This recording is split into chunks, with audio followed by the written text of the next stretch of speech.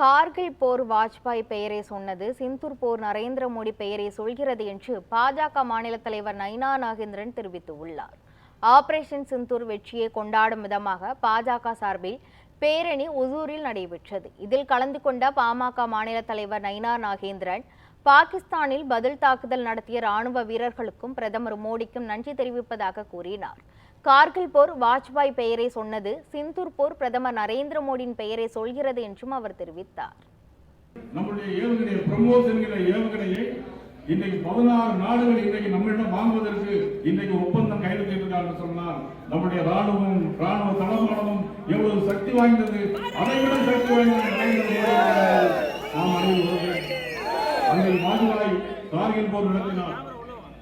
வாஜ்பாய் பேர் சொல்லும் கார்கில் போர், மோடியின் புகழ் சொல்லும் பூமி இது.